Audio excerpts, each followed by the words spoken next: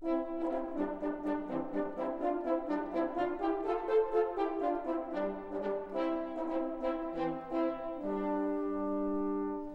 Dragon Quest series is one of the most iconic video game franchises in the entire world. For nearly 40 years, these games have allowed players to serve as the heroes, saving the world from impending evil. This time, Square Enix is taking us back to the very beginning with Dragon Quest I and II HD-2D Remake. Having only ever played Dragon Quest III through last year's remake and a good chunk of 11, I was very excited to see how the series got its start with these two entries.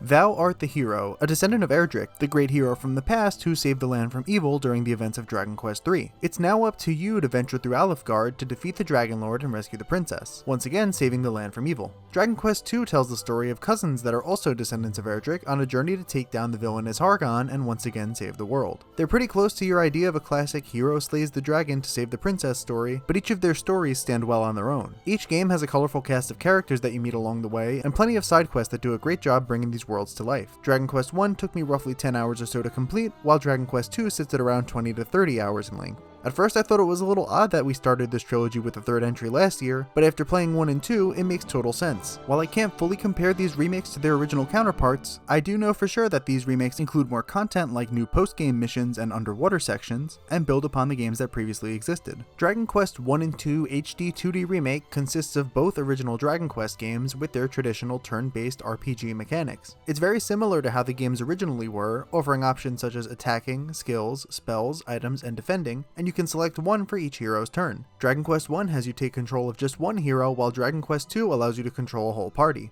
Most battles are initiated through random encounters on the overworld map or within dungeons, while the bigger bosses are fought through static story events. The battle fundamentals really haven't changed after all this time, yet they don't feel dated. I'd actually even go as far as to say it's easy enough to pick up that I would find it to be quite fitting if it were someone's first RPG experience, which makes sense when you consider these are basically the games that pioneered the genre. Speaking as someone who's a pretty casual RPG enjoyer, and I wouldn't consider myself to be a hardcore RPG gamer, it was pretty refreshing to only have to control one party member in Dragon Quest I. This is because it meant I didn't really have to overthink the equipment I had on or who I would designate learning the scrolls to. This also affected my approach to battling because I could no longer heal and attack on the same turn, and I had to decide which would be more important to finishing the fight as efficiently as possible. I suddenly found myself caring more about evasiveness and other stat boosts while battling than I ever had before, because it was really the only way I'd stand a chance. On a normal difficulty, I couldn't just spam the regular attack combo to hack and slash, because enemies would drastically overpower me almost every time. In Dragon Quest II, it was easier for me to sort of designate one party member as the attacker, while another defended or provided healing if needed, much like the JRPG mechanics I am more familiar with. I'm not really sure what the difficulty curve was like in these games, but there were often moments where I'd fly through enemies and quickly defeat them, only for that to immediately come to a halt because of a boss or other strong enemy that drastically overpowered me. For the most part, these moments weren't really discouraging, but I will say I really felt the pain when I would die during a boss battle and have to start that from the beginning.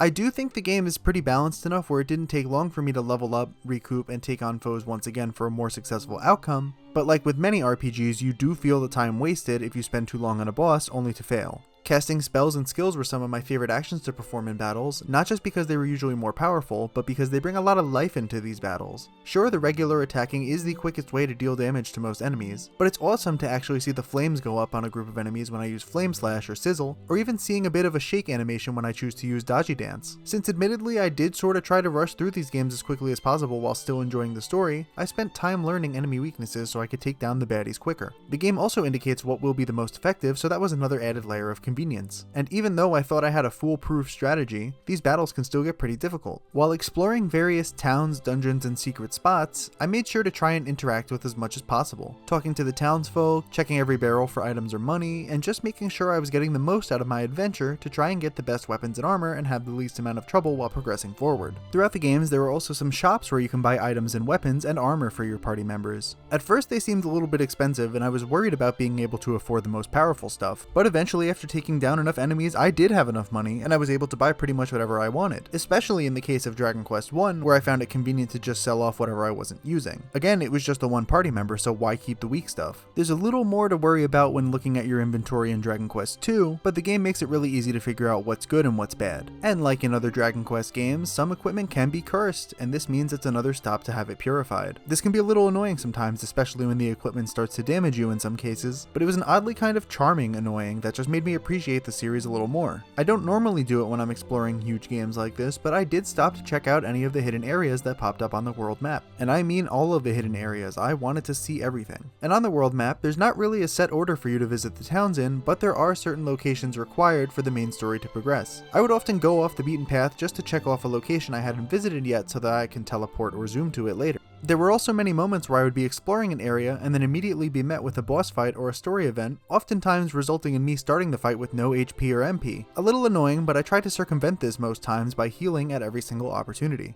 Compared to their Famicom counterparts, Dragon Quest I and II HD-2D Remake introduces a number of quality of life adjustments that modernize the game in incredible ways. A lot of these are carried over from last year's Dragon Quest III HD-2D Remake, but some are new and even improved. When I first took control of the hero in both games, I immediately went into the settings to enable some changes to enhance my experience. I'm a bit of a novice when it comes to Dragon Quest games, which leads to me getting lost and or dying over and over again. Luckily, the game gives you the option to mark certain treasures or your current objective on the map. I love that these options are available immediately. It can be pretty handholdy, but I appreciate that the options are there for those who need it. I also found myself stopping by any churches whenever I saw them in order to save my progress, because despite the autosave system that the game tells you about, I still lost about an hour or so of progress at one point due to a power outage. In other games, I probably would have just called it quits for the day, but something about what I had played so far of Dragon Quest made me want to keep going. There's also the Draki Quest difficulty, which is essentially easy mode and allows you to be invincible. This setting was in Dragon Quest III HD-2D, but now the invincibility is optional if you still want a challenge. I can admit that I made use of this setting a bit during moments where I felt that there were almost too many random encounters going on, but I did my best to return to the normal Dragon Quest difficulty whenever I wanted to have a standard RPG playthrough. I mean, come on, I think a boss should have some sort of challenge. I also found that the Draki Quest option was able to ease my frustrations a lot when I would face multiple large and powerful enemies that could attack multiple times in one turn. As someone mainly playing these games to understand the story, I didn't mind if I had to take a short break from thinking about the combat with this setting, especially since you still level up and earn items and there's no punishment for doing so. I believe everybody should play a game how they want to. That's what these features are here for.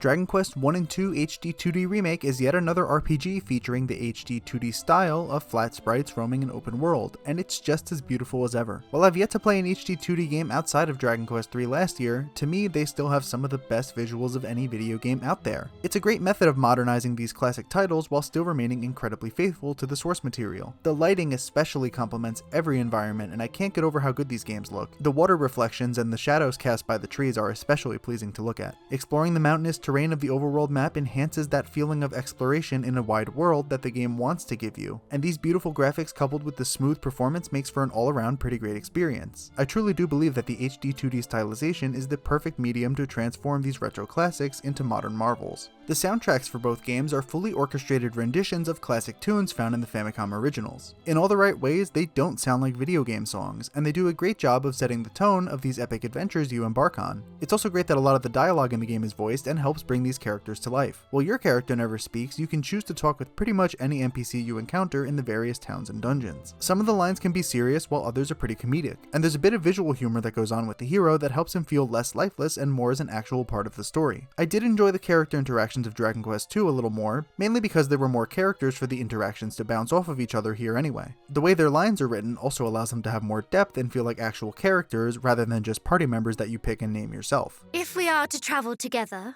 then I see little need to stand on ceremony. Pray, call me cousin. Or, if you would rather, sweet cuz.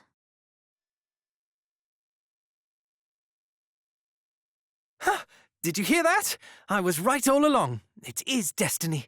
Dragon Quest I and II HD-2D Remake have been the best ways for me to experience these classic RPG titles. Knowing how the series got its start has given me a deeper appreciation for it, and it certainly inspired me to want to check out more of the series. If you're like me and this is essentially your first foray into Dragon Quest, these recrafted versions of the Erdrick Trilogy are a great place to start. Whether you're an experienced veteran or checking out these games for the first time, these beautiful HD-2D visuals and engaging RPG gameplay come together to create a wonderful way to experience the games that started it all.